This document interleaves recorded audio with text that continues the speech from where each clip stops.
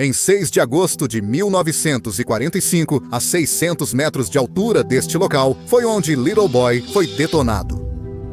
A primeira bomba atômica usada pela humanidade, com 16 quilotons de trinitrotolueno, isso causou 70 mil mortes imediatas, ou em poucos dias, somando 140 mil até o fim de 1945. Esta cidade não está aqui para causar pena, foi totalmente reconstruída.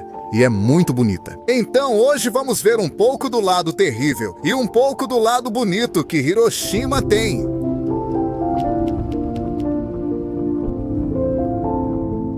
Vamos explorar Hiroshima em cerca de 36 horas. Tempo suficiente para conhecer o que há de mais interessante na cidade. Na época, as pessoas decidiram preservar o domo. Alguns discordavam e queriam que ele fosse demolido, pois seria uma lembrança dolorosa. Mas, na maioria, decidiu-se que era preciso lembrar da tragédia. É preciso ser testemunha do que ocorreu nesta cidade, que em várias ocasiões foram usadas técnicas de conservação para que não desabasse, mas sem tirar a base de que é uma ruína. Bem, na verdade, o verdadeiro ponto zero do hipocentro, está à vista da cúpula, a uns 100 metros, que foi bem em cima deste monumento. Colocaram que aqui, a 600 metros de altura, foi onde a bomba atômica explodiu. E hoje em dia, há um hospital. Acho que é a terceira vez que passo por aqui. E todas as vezes que passei, sempre estão... Não sei se... Acho que é o mesmo senhor que é um sobrevivente da bomba. E ele sempre deixa panfletos ou cartazes com informações sobre como foi ser um sobrevivente da bomba atômica. Mas eu sempre me lembro muito bem, porque ele tinha na bicicleta uma caixa que dizia "No Nukes", um senhor muito comprometido com o tema da desnuclearização. Aqui colocaram, no ano de 64, um sino que representa a paz. Eles colocaram para que as pessoas possam tocá-lo o dia todo, constantemente. Quem quiser pode passar e tocar, em pedido de paz pela desnuclearização mundial. Este é o monumento que foi colocado em homenagem a Sadako Sasaki, que era uma bebê de 2 anos que sobreviveu à bomba atômica, já que ela estava a 1,6 quilômetros de onde aconteceu, de onde estava o hipocentro, e conseguiu sobreviver sem ferimentos. E ela cresceu de forma saudável, normal, alegre, tudo. Mas aos 9 anos foi diagnosticada com leucemia, que ficou conhecida como a doença da bomba atômica, né? Nos casos das pessoas que tinham sobrevivido. Não tinham nada, mas a longo prazo, depois de um tempo, apareciam sintomas relacionados à radiação. Na cultura japonesa, é bastante popular o ditado de que se você fizer 1000 tsurus de papel, seus desejos mais sinceros vão se realizar. Então, Sadako pegava qualquer papel que encontrava pelo caminho, embalagens ou até mesmo papéis de remédio e coisas do tipo, e fazia tsurus com o desejo de se curar. Existem 2 versões da história. Uma diz que Sadako nunca conseguiu fazer os 1000 tsurus de papel e que seus colegas de escola e amigos fizeram o restante. A outra história diz que ela chegou a fazer vários milhares, mas, no final, Sadako faleceu no mesmo ano em que foi diagnosticada com leucemia. Então, seus colegas de escola decidiram fazer uma arrecadação para colocar algum monumento em homenagem a ela e, com a ajuda da escola, conseguiram arrecadar dinheiro suficiente para erguer esse monumento. Lá está a chama da paz, e dizem que essa chama nunca se apagará até que o mundo esteja livre de armas nucleares. Difícil que um dia apaguem ela.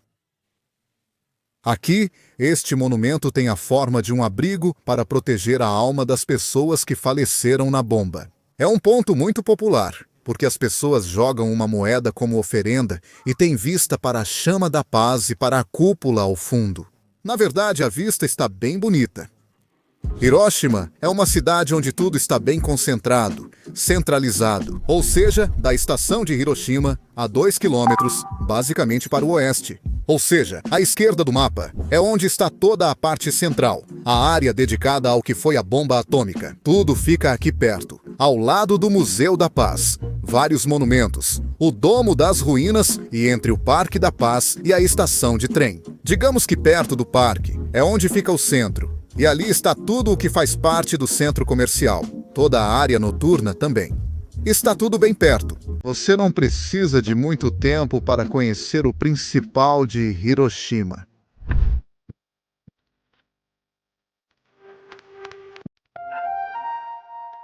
E aqui estamos no Museu da Paz, que por sinal, a entrada é extremamente barata. Adultos pagam pouco mais de $1, estudantes menos de $1 e o ensino fundamental é gratuito. Fico até arrepiado ao ver uma imagem tão grande de como era Hiroshima antes da bomba. Ou seja, onde atualmente está o Parque da Paz. Ali está o domo.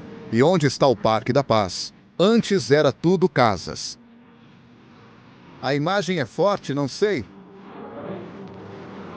Bom, aqui tem um mapa de toda a área que foi afetada pelo hipocentro. Mais ou menos, o que foi mais afetado ficou em torno de 5 ou 3 quilômetros. E principalmente foi o centro de Hiroshima, que é onde ficam os ilhotes. E essa é a área mais afetada de todas. Na verdade, essa imagem é muito forte. A maquete que mostra como, depois da explosão, basicamente, não sobrou quase nada. Qualquer pessoa, com um pouco de empatia pelo ser humano, vem a um museu como este, e realmente você fica sem ar. Eu, sinceramente, me sentia constantemente muito sufocado neste museu. Mas enfim, vamos dar uma pausa nesse clima pesado, porque essa cidade também tem muita beleza para oferecer.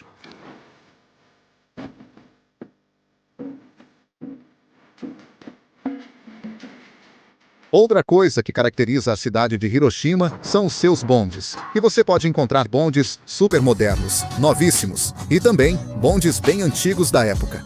Aliás, até mesmo daquela época foram preservados alguns bondes que foram restaurados.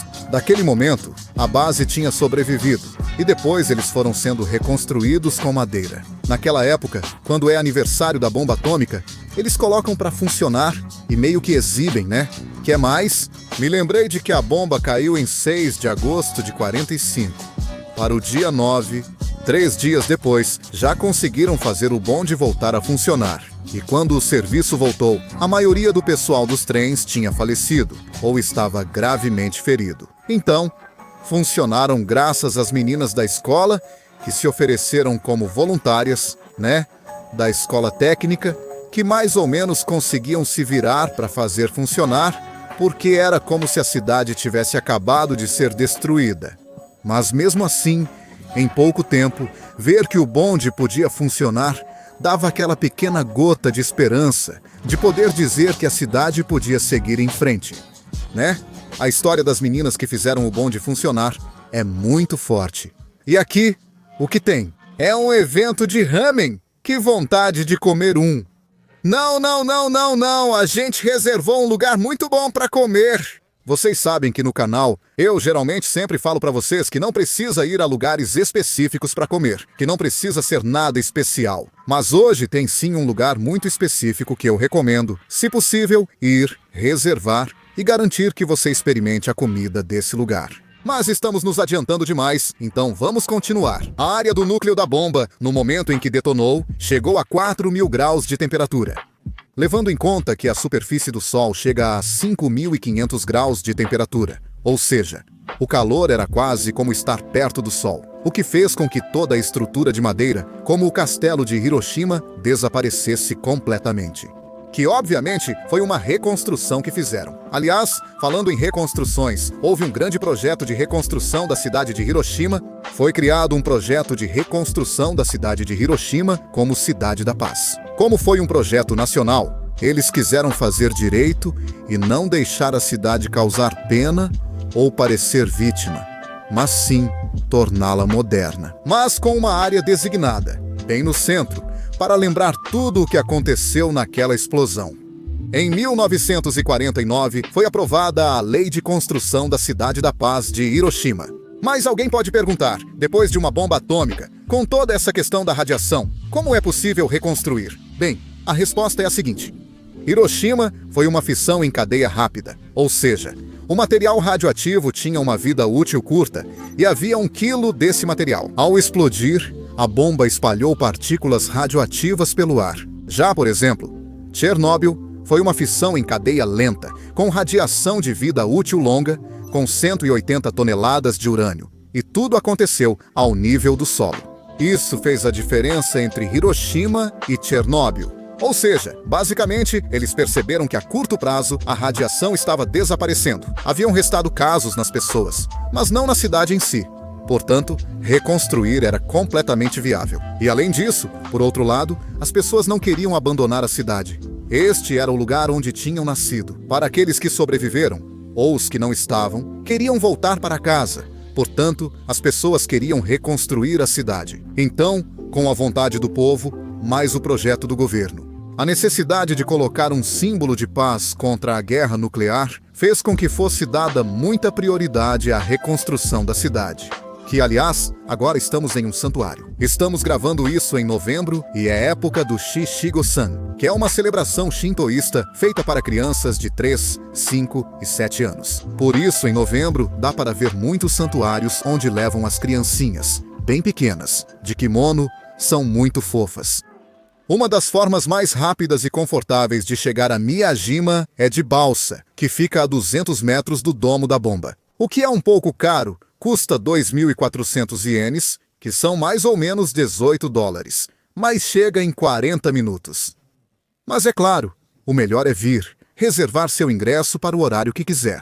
E pronto! Bom, agora estamos na ilha de Miyajima, a famosa ilha onde está o Grande Torii, e agora vamos para lá. Chegar aqui, a ilha é grande, mas a área com atividade... Ah, olha, olha, olha! Medalhas, medalhas. Sim, tem 2 medalhas. Eu quero as 2. Desculpa interromper, mas fico emocionado porque coleciono medalhas de vários pontos turísticos. E eu não sabia que tinha essa aqui. Então aqui está. 2 versões da medalha, uma toda dourada e outra dourada com prateada. Bom, a questão é que por aqui tem bastante lugares para comer, atividades. Mas olha, uma vez a gente ficou para dormir na ilha. E a verdade é que à noite, depois das 8, é muito difícil encontrar algo para comer. Então, o recomendável é vir cedo. Agora, na ilha, isso é muito famoso. Os yamoji, que são essas espátulas que servem como colher para servir arroz. Essa figura ficou famosa porque uma freira de um dos templos locais quis dar uma forma especial à espátula para servir arroz. A espátula para servir arroz com formato de biwa, que é um instrumento musical tradicional, que relacionaram com Benzaiten, que é a deusa das artes, e justamente o biwa tem esse formato. E bem, servir arroz com a espátula desse design trazia boa sorte. E tudo isso. E bem, é muito famoso aqui na ilha, que por sinal, não é só em Nara. Em Miyajima, há cervos soltos na rua. Mas aqui não vendem comida para eles, e não são muitos. A ilha tem poucos cervos. Aqui estamos em uma das vistas mais famosas do Japão, o Torii na água. Aqui, por exemplo, todos os dias a maré sobe e desce, mas todos os dias o horário muda. Portanto, é questão de pesquisar ou vir de manhã. E se você vier à tarde, em algum momento, com certeza você vai poder caminhar até o Torii ou vê-lo com água para tirar fotos dele estando na água. Este Torii foi colocado no século XIX, ou seja, o santuário foi fundado no século VI. Para venerar certas deusas do shintoísmo que traziam bons negócios, saúde, prosperidade, todas as coisas boas que existem no mundo. Mas se popularizou mais no século XII, quando declararam o local, a ilha inteira, como um espaço sagrado para esses deuses. E o que fizeram com o Torii foi colocá-lo no meio da água para representar que tudo o que está na ilha é sagrado. A tal ponto que quando um daimyo, uma pessoa feudal, alguém importante, vinha à ilha, que vinham de barco, obrigatoriamente, tinham que descer do barco e passar. Passar pelo Torii andando e fazer reverência é realmente interessante. Agora também tem um teleférico que vai até o topo da ilha de Miyajima, mas tem um pequeno problema. Ou seja, primeiro que fica lotado de gente. Outra, a viagem de teleférico te leva até a metade da montanha. O resto é mais ou menos quase 1 hora a pé. Ideal para jovens, mas não recomendado para crianças pequenas ou idosos. Não recomendo, pois o caminho é complicado, principalmente no verão. Para jovens, tudo bem. Vejo também muitos passeios turísticos em Hiroshima e Miyajima. A ilha, na verdade, tem uma quantidade incontável de templos e lojas por todos os lados. Se você quiser ver só o principal, 2 horas na ilha são mais do que suficientes. Mas se quiser passar meio-dia, um dia inteiro, você pode caminhar e se perder na ilha. Porque também tem pessoas que moram na ilha. Portanto, tem uma parte que não é turística, que simplesmente tem casas e tal. E bom, e a razão pela qual viemos aqui foi para comer neste lugar. E continua o mesmo senhor.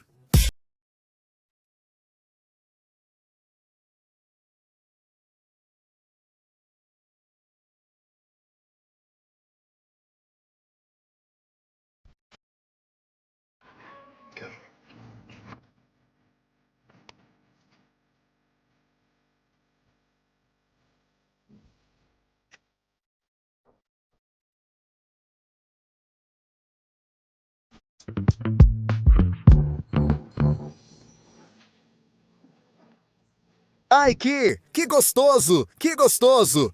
Isso sim, entramos às 5 e saímos às 6:30. Ou seja, cada peça leva seu tempo. Além disso, eu adoro porque o senhor, o dono, não vem com nenhuma história estranha. Ele diz, esse é um peixe gostoso. Não inventa nenhuma história. Não coloca nada de elegância. O lugar não é nada pretensioso. Ou seja, simplesmente é gostoso.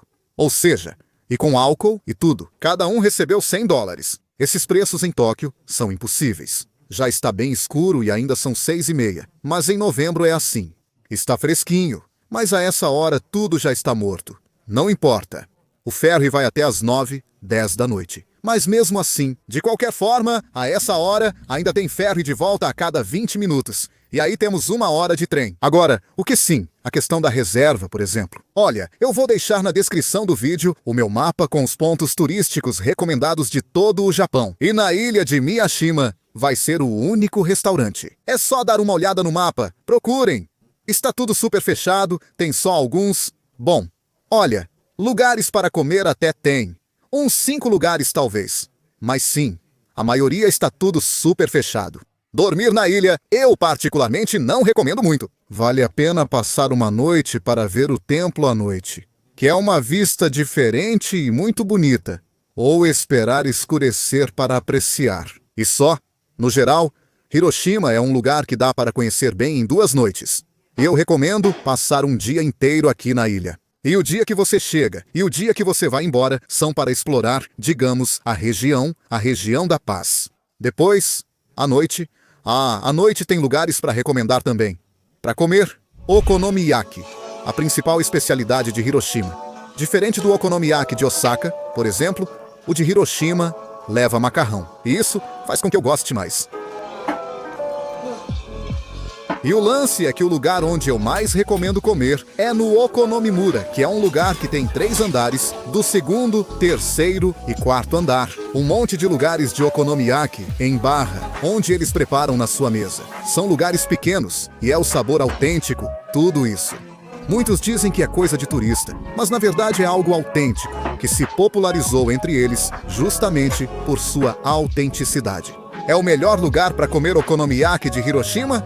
Não sei, até porque o okonomiyaki também não é tão especial. São macarrão com legumes e coberturas, e feito na chapa. Não é algo que você diga, ah não, por causa da receita especial e tal.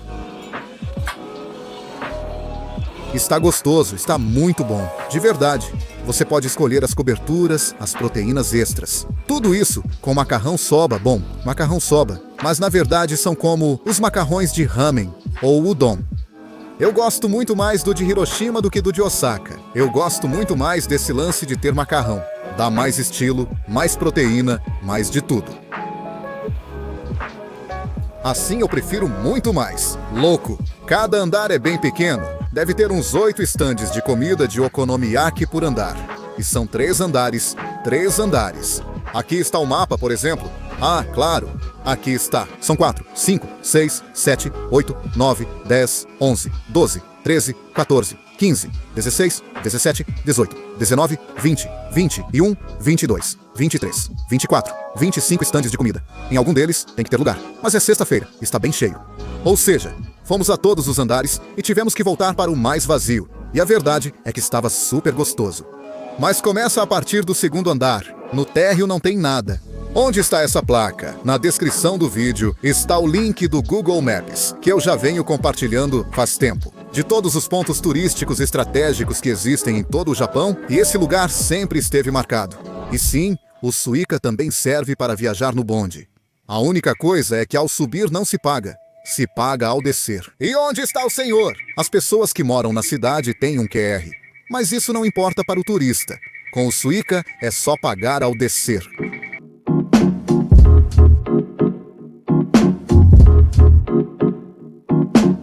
Agora estamos voltando para o hotel que escolhemos. A região perto do que será a zona de luz vermelha, perto de áreas para pedestres, becos cheios de atividade. Hiroshima tem uma vida noturna bastante forte, bem marcada, grande. Eu gosto, porque tem seu lado histórico, tem seu lado turístico familiar normal, de lojas, roupas, o que for, lojas de anime, como em todo o Japão. E a área de bares, izakayas, coisas mais adultas. Também tem muito mesmo. Na verdade esse lado, por exemplo, eu não conhecia. Dessa vez decidi guardar e reservar hotel nessa área que quero explorar, pois realmente tem muito para ver.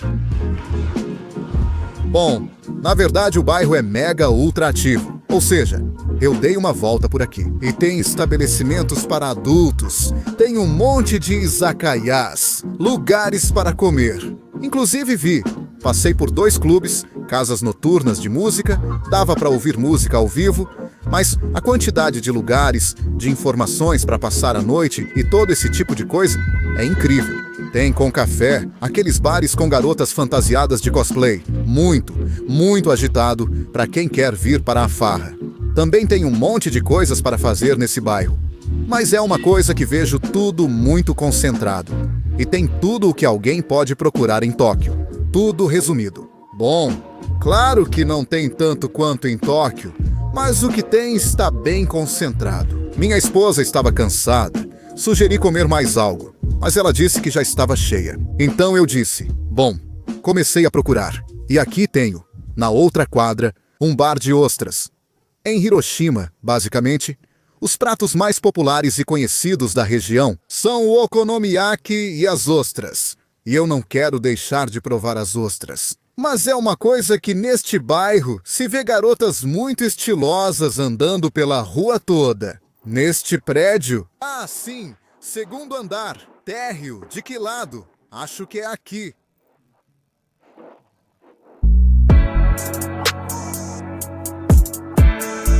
Bom, me ferraram um pouquinho. Paguei 6.400 ienes, que são uns 40 e poucos dólares, por 1, 2, 3, 4, 5, 6, 7, 8, 9 ostras e uma taça de Nihonshu, sake. E ainda estou com fome. Não sei se... Talvez eu compre algo no 7-Eleven e tchau. Mas tudo bem, não importa. Amanhã eu sei que vamos comer bem, a menos que tenha gente demais.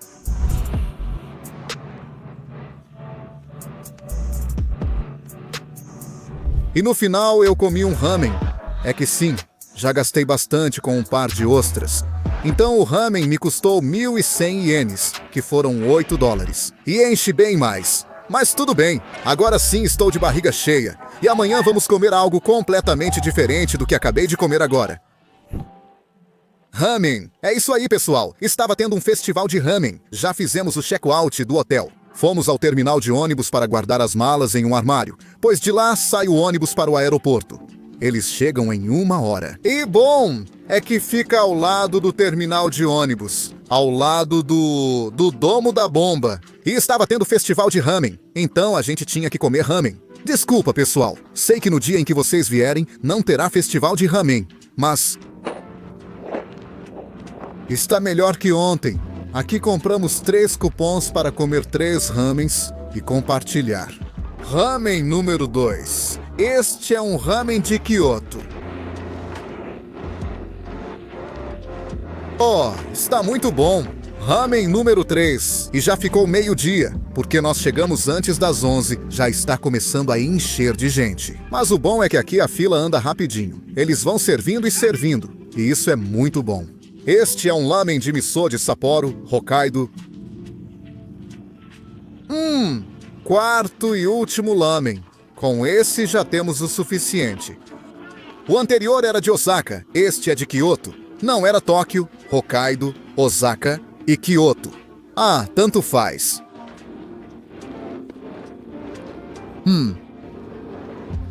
Espetacular.